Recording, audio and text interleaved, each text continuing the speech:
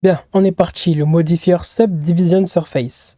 Alors pour être honnête, j'ai hésité à parler de ce modifier tellement il est connu, tellement il est populaire, tellement il est utilisé, mais bon, j'ai déjà utilisé mon joker pour le modifier, voilà, mesh séquence cache, donc j'ai plus de joker. Donc on y va, bon, vous l'avez compris, hein, je vais ici subdiviser mon cube, donc je vais venir prendre ici une ligne, hop, je vais couper comme ça. Voilà, cette face-là, je vais la couper en 4 faces.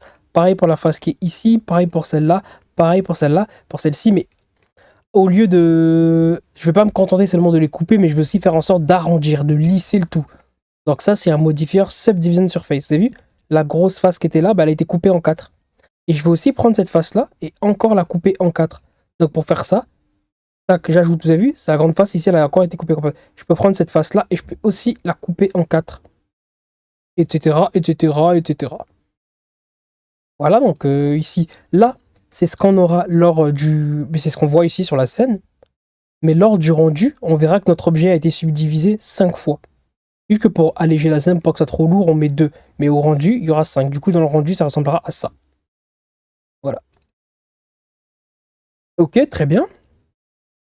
Je vais venir tac, effacer tout ça. Ensuite, maintenant, je subdivise mon cube. Mais le problème, c'est que en même temps que je subdivise mon cube, je vois qu'il s'arrondit. Il est en train de s'arrondir au fur. Ouh là là, c'est pas le bon. C'est lui le bon. En même temps, il est en train de s'arrondir. Donc pour éviter ça, j'ai juste à faire une subdivision simple. Voilà. Là, mon objet, il est subdivisé. C'est juste que, bah, voilà, j'ai dit non au listage. CTRL A, j'applique. Voilà à quoi ça ressemble. Voilà, il est subdivisé. Ok. Maintenant, je vais déjà effacer tout ça. Ok, je vais jouer avec les paramètres avancés. Use crease. Alors, use crease, ça c'est intéressant. Je vais la passer en mode edit. Hein. Lorsque je trouve que le subdivision surface est trop fort, par exemple, là, je suis content que c'est venu arrondir le bas. Je me dis, ah, je n'ai pas envie que ça arrondisse le haut. Pour ça, je dois ajouter du crease ici. Et voilà ce que ça me fait. Là, j'ajoute le crease. Et ici, c'est parce que j'ai autorisé le crease. Regardez, je décoche cette case-là, ça ne marche pas. Donc, il faut que j'autorise le modifier à utiliser le crease. Donc, ça, c'est pour les UV. Lorsque vous allez mettre, bon, je vous invite à revoir l'épisode 4, hein, c'est quoi un UV.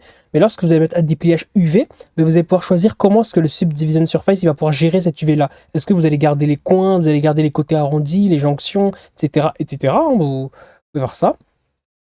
Ça, je ne sais pas trop ce que c'est. Voilà, j'ai jamais pu trouver. Hein. Bon, après, si vous savez, n'hésitez pas à me le dire en commentaire. Hein, on apprend ensemble. Et ça, c'est pour customiser les normales. Et là, ça va être la qualité. Regardez, regardez ici le sommet. Je vais augmenter ici. Si ça va, maintenant, je vais diminuer la qualité. Ici et là, ça va. Attendez, juste baisser le crease comme ça.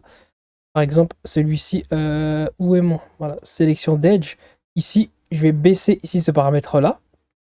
Voilà ce que ça me fait. Voilà à quoi ça ressemble lorsque je baisse un paramètre.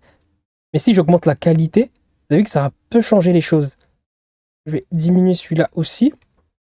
Voilà à quoi ça ressemble à la qualité 6. Qualité 10, pas de qualité. Bon, là, c'est pas assez fort. Peut-être que je vais rajouter une subdivision pour qu'on puisse peut-être s'en rendre compte. Ah ben voilà, là, on commence à distinguer un peu. Vous voyez un peu ici, là, ce qui se passe lorsque je joue avec la qualité. Voilà ce qui se passe. Donc voilà, c'est en fonction du crease, on peut jouer avec ça ou pas. Donc si maintenant je shift, je vais remettre crease comme ça. Ok, faible qualité. C'était où? Keep corner? Non, c'était pas. Ah, mais ça, je sais pas ce que c'est. Ouais, c'est bon, je crois que j'ai dit tout ce que j'avais à dire. J'avais l'impression que j'avais autre chose à dire. Ok, donc voilà.